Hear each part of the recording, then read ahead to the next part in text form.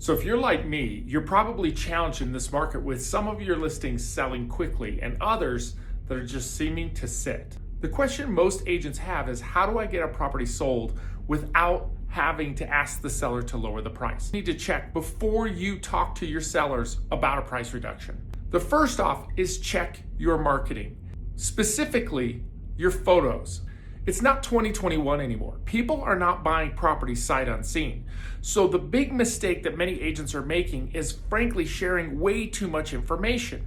And when you share too much information, there's no reason for somebody to come see the property. If you have 45, 50 photos and your photos show everything, including the amazing view, but there's a road out back, or maybe the large deck out back that needs a coat of stain, anything that discourages a buyer from coming to look at the property should not be promoted online.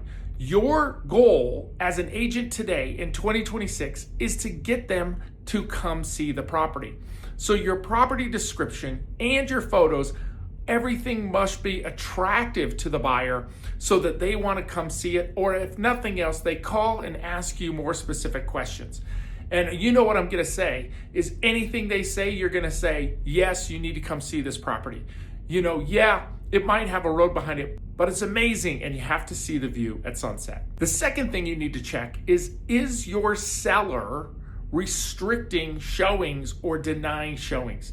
Unfortunately, this occurs more than we think. And if you're not actively intaking your showing calls, you might be having showings getting denied and you don't even know. So check your showing reports and see how many people are requesting showings and are any of these showings being rejected. If your sellers are rejecting showings, they probably don't have an understanding about the urgency of buyers today. See, a buyer who's looking on a Tuesday afternoon, they might be out here just for this week and they have to get in the property that day because they're here to make a decision and to fly back to where they're coming from. So missing out on that showing opportunity might be the one buyer that is willing to make the offer on that property today. The third step is to search the property just like you're a buyer. You're going to go to Zillow. You're going to search your property and you're going to act like you are just a regular buyer searching for a 3-bedroom, 2-bath with a 2-car garage, or a 4-bedroom, 3.5-bath with a 3-car garage. Whatever feature your property has. Now, don't be overly specific. Buyers don't typically search for 5 bedrooms. So if you have a 5-bedroom, you might search for a 4+ bedroom. And the first thing you're going to look for is how many other properties are showing up in the area. I did this exercise with an agent yesterday, and there was 97 other 4-bedroom, 2.5-bath properties just in the same area under the same price range that his property is. That tells us that the competition was a lot greater than he suspected. And if your property doesn't show up in that search, maybe there's something that you coded wrong. I've made the mistake before where I had a golf course property and I forgot to tag golf course community in the search. So people who were looking for golf course communities, the property wasn't showing up.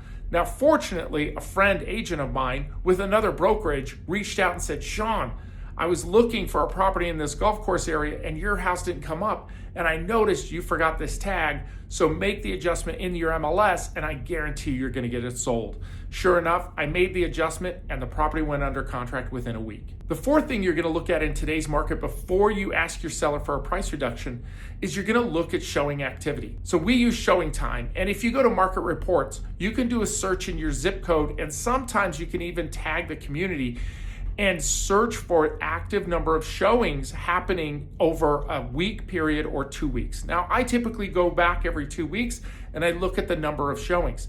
Now, if in my price range there were 10 showings, I'm going to look at, did I get 10 showings over the past 2 weeks?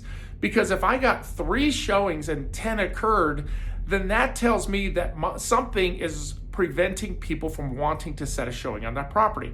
And like we talked about previously, it could be photography, it could be the description, it could be availability of the showing window. Now, also, it's going to show us where the volume of showings are happening, because if we search between 600 and 800 at $50,000 increments, we can see that the majority of showings are happening at 725,000, and we might be at 750,000. So if we are going to make a price adjustment, it might just be a smaller adjustment of about 15 to 20,000 to get us into the right price range where the majority of showings are happening. It doesn't always have to be dramatic moves. Just small incremental changes can sometimes get us into that pocket. But we need evidence instead of gut feeling to tell that story. Now, also with that report, you can click on the showing numbers and pull up the agents that are showing properties in the area. This is a great opportunity to call them and ask them why they excluded yours from the showing, or did they see yours and not set a showing for a reason? Sometimes they just overlooked it and they didn't see that it was a great property or that it had a feature that matched what their buyers are looking for. So this simple phone call could actually help you increase showings and maybe bring that buyer before asking for a price reduction. And the fifth thing, and maybe the most obvious, is if you're actually getting showings but you're not getting offers, it's really diving deep into the specific feedback that's preventing people from making offers. For instance, on average, around 20 showings in this market, you should be receiving an offer. And we're looking to get about 3 to 5 showings a week to know that we're in that right price range. So if we're getting 3 to 5 showings a week, in about 3.5 weeks to 4 weeks, we should have an offer in hand that is reasonable enough for us to work with. Now, if you're getting showings and you're not getting offers, it's obviously going to be a condition issue or a functionally obsolete issue. Functionally obsolete simply means that there's some feature with the property that's no longer relevant to today's market. So a kitchen that's too small or bedrooms that are too small. Now, these are not things that you can physically change overnight. So you're going to likely have to have a conversation about price to make adjustments for that. But instead of going in with your gut, we want to go in with data.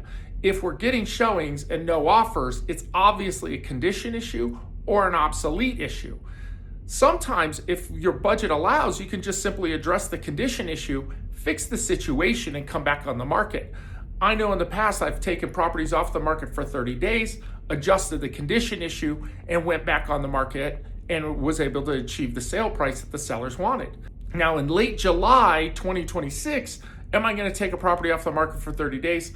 Probably not, because of seasonality, and as school comes closer, people are going to get a lot more aggressive with their prices, and it makes the market a little bit more competitive. So I'll probably encourage them not to take the property off the market for 30 days and probably just encourage them to make a small price adjustment.